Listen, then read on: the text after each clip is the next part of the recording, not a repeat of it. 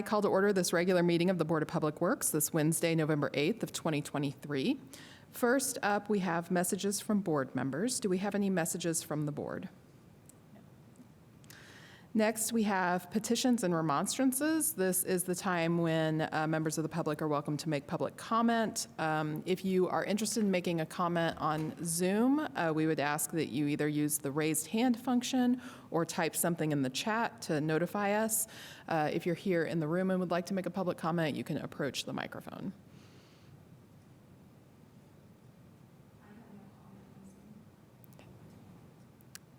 Seeing none.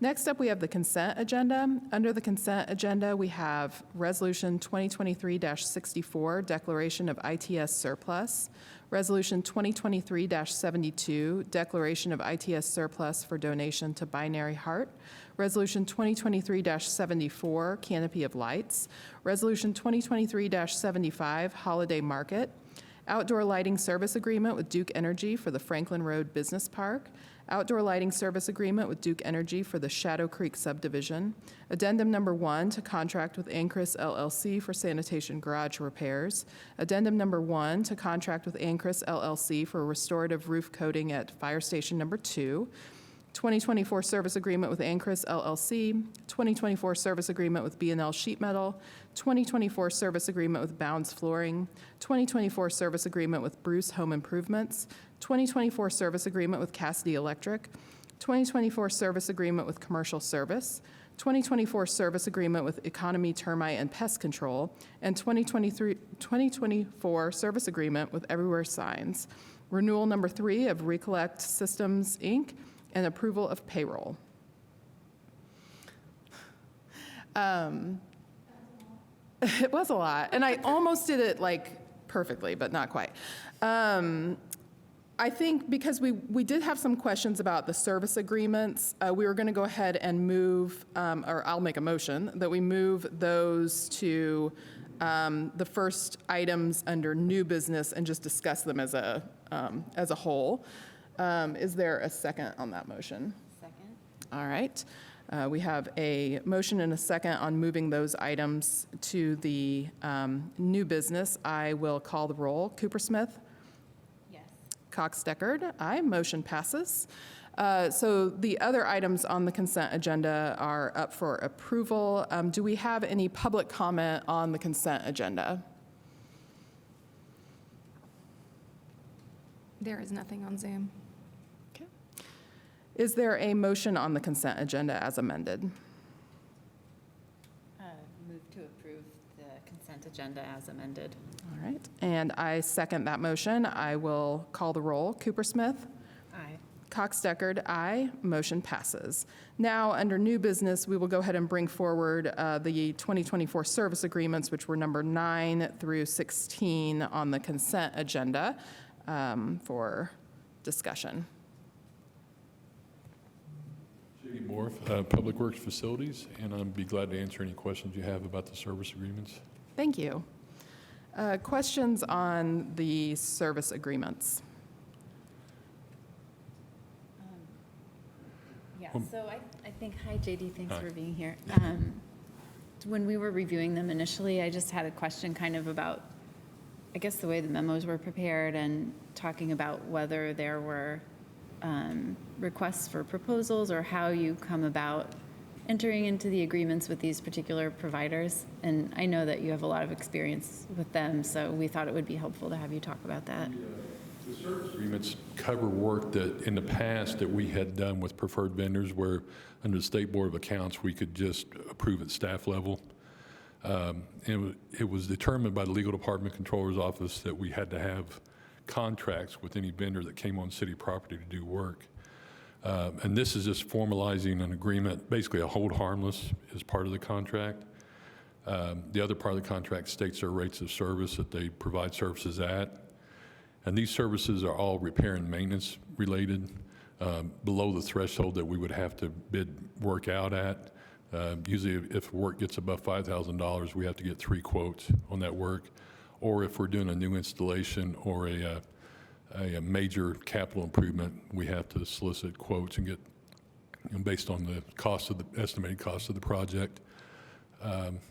I said, the types of repairs we do under the service agreements, in the past, we did just call a preferred vendor to have them come and do the work for us, but this is a more formalized way to protect the city liability-wise. The service provider become a preferred vendor? How do they get to that? They're usually vendors that we have worked with in the past that we're familiar with and we're comfortable using. Our primary HVAC contractor is HFI. They're the company that initially installed the HVAC system here at City Hall 25 years ago and have kept it patched up and going ever since then. So it makes sense to have them. They're familiar with the system, and we've used them a lot. We are starting to branch out a little bit. We've got an agreement with Commercial Service now, and we will be probably at the beginning of the year introducing a small agreement with Heflin Mechanical. We feel that, we need to give other local vendors an opportunity. But basically it's just vendors that we've worked with in the past and we feel comfortable that are qualified and have performed well in the past.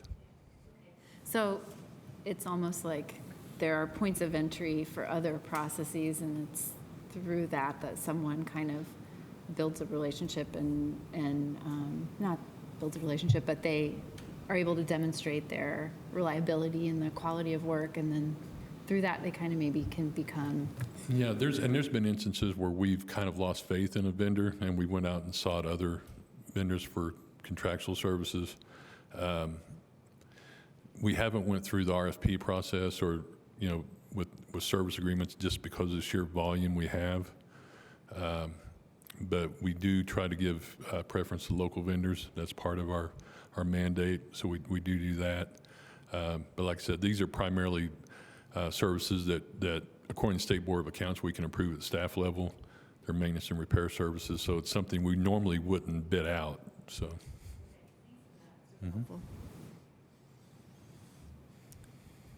Just a follow-up question, too. I think you had mentioned we have an HVAC vendor that we have that we regularly have a service agreement with. I don't think they are on tonight's list, but Commercial Service, which we also have had service with in the past, is on the list. And so I was just curious if there are certain providers that, because of their familiarity with certain systems, you alluded to that with the HVAC system here at City Hall, and just wondering if Commercial Service brings a certain expertise to Starting to what get they're that. working We're starting to turn a few facilities over to them, like the animal control.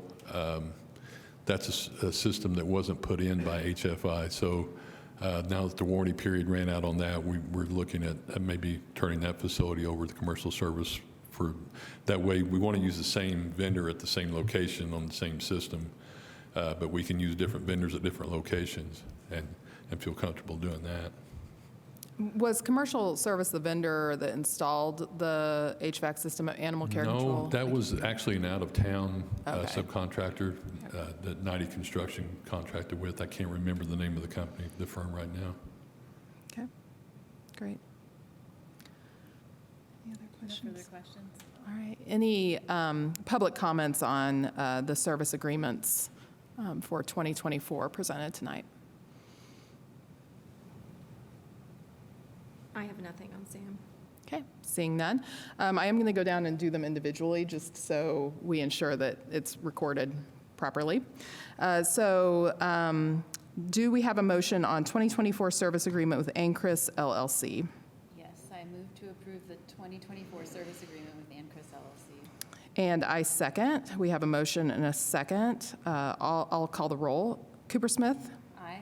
Cox Deckard, aye. Motion passes. Do we have a motion on 2024 service agreement with B&L Sheet Metal? Yeah, do you want me to read the title of the item for each time I move? I'm happy to, but, You don't have to. Okay. That's okay. so I'll just say so moved. Okay. We have a motion. I second. We have a motion and a second. I will call the roll. It's Cooper Smith. Aye. Cox Deckard, aye. Motion passes. Next, do we have a motion on 2024 service agreement with Bounds Flooring? I move to approve. And I second. We have a motion and a second. I will call the roll. Cooper Smith. Aye. Cox Deckard, aye. Motion passes. Next up, we have 2024 service agreement with Bruce Home Improvements. Do we have a motion? I move to approve. And I second. We have a motion and a second. I will call the roll. Coopersmith? Aye. Cox Deckard, aye. Motion passes.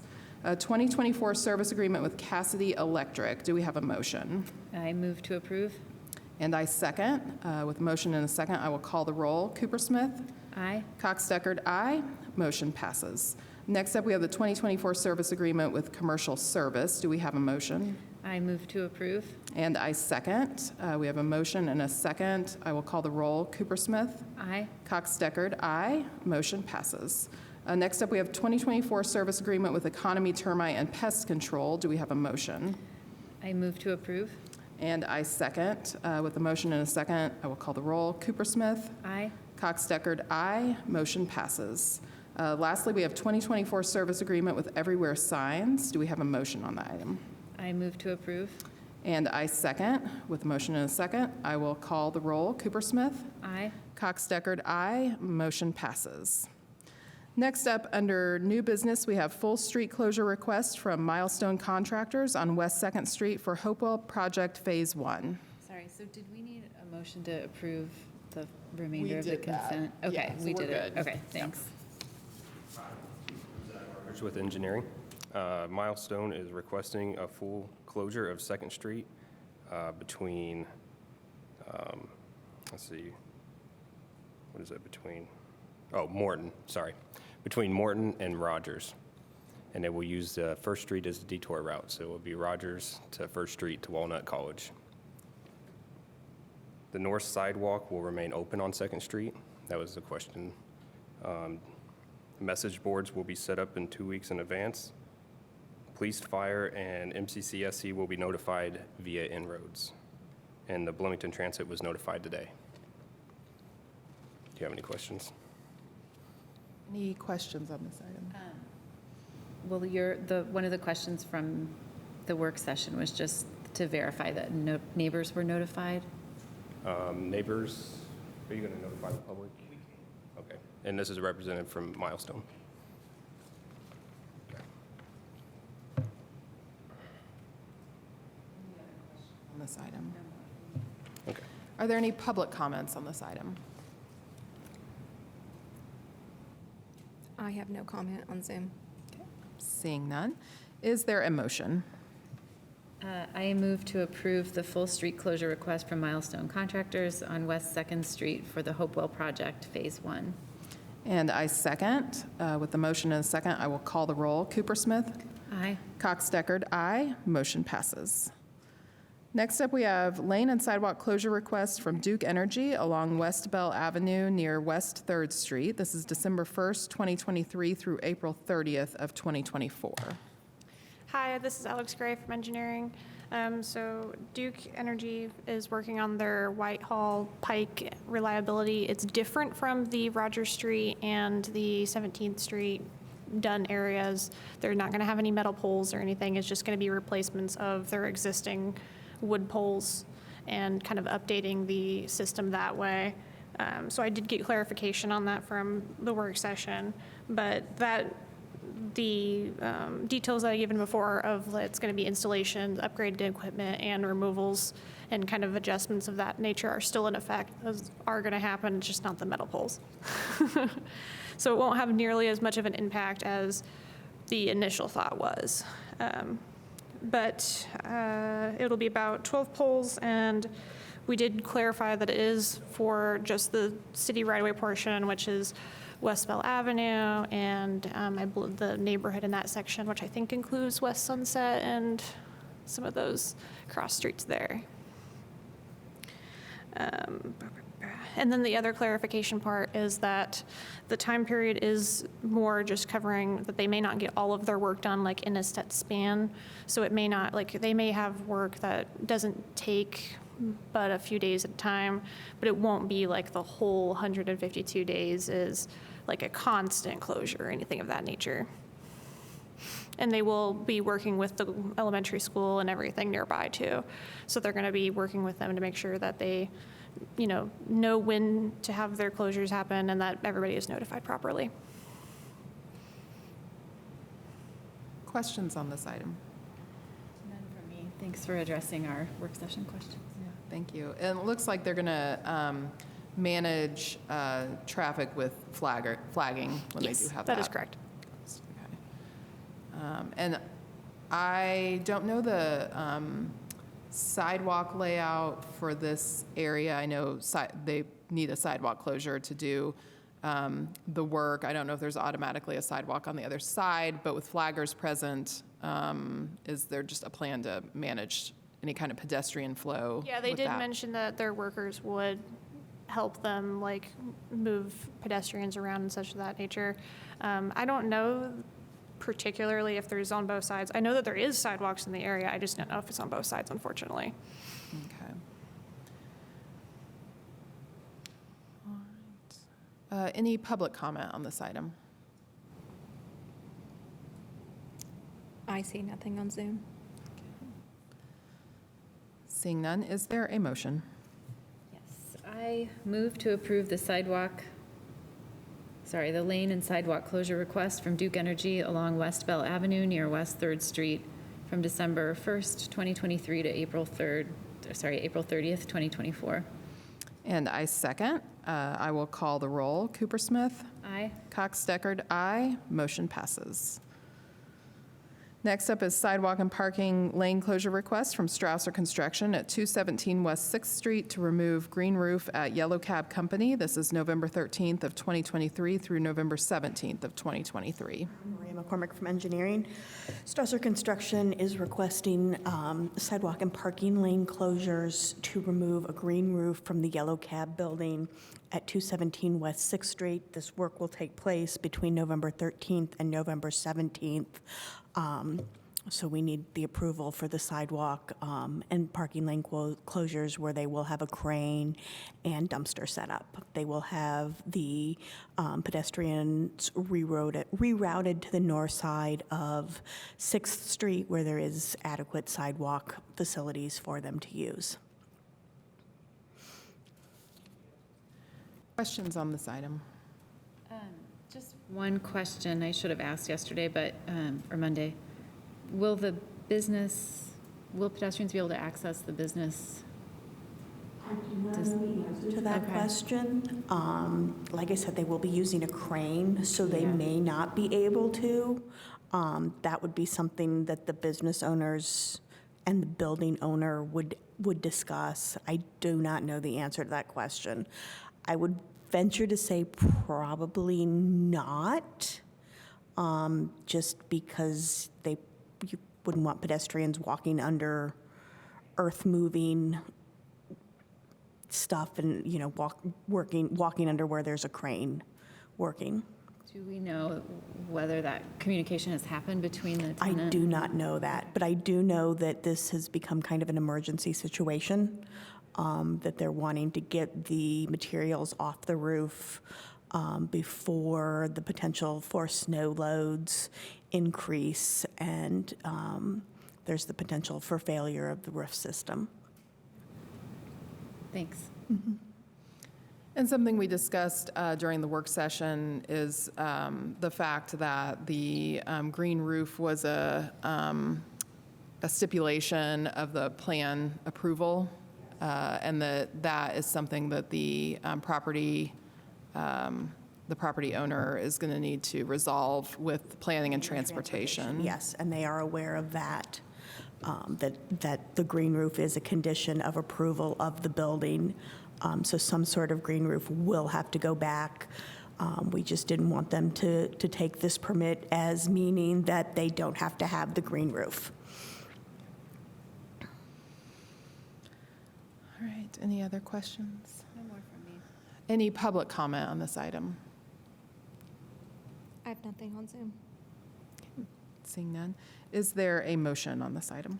Yes, I move to approve the sidewalk and parking lane closure request from Strausser Construction at 217 West 6th Street to remove the green roof at the Yellow Cab Company from November 13th, 2023 to November 17th, 2023. And I second that motion. I will call the roll. Cooper Smith? Aye. Cox Deckard, aye. Motion passes. Next up is Resolution 2023-76, encroachment agreement for 617 North Madison. This is an encroachment agreement with the Trades District building at 617 North Madison. The private water utilities for this building need to be constructed in the alleyway to the west of the building due to the design of the building and the location of the property lines and the right-of-way. This was approved by the Redevelopment Commission on Monday, so now we're coming to you for the encroachment approval. On this item. I don't have any questions on this. Any public comment on this item? I have nothing on Zoom. All right. Seeing none, is there a motion? Yeah. I move to approve Resolution 2023-76, encroachment agreement for 617 North Madison. And I second. I will call the roll. Cooper Smith? Aye. Cox Deckard, aye. Motion passes. Thank you. All right, staff reports and other business. For tonight. Thank you. Next up, we have the approval of claims. Do we have any questions on claims? No. Any public comment on claims? There is nothing on Zoom. Okay, seeing none. Is there a motion on claims? When I make this motion, do I reference the claims by date or? You can reference it by amount, Okay. which is at the bottom of the packet. 2 million, okay. Yep. Yeah. So I move to approve, and then I say claims for like the city or, Yeah, you could just say claims. okay, I move to approve claims in the amount of $2,171,281.54. And I second that motion. I'll call the roll. Cooper Smith? Aye. Cox Deckard, aye. Motion passes. And if there is nothing else, I will call for adjournment.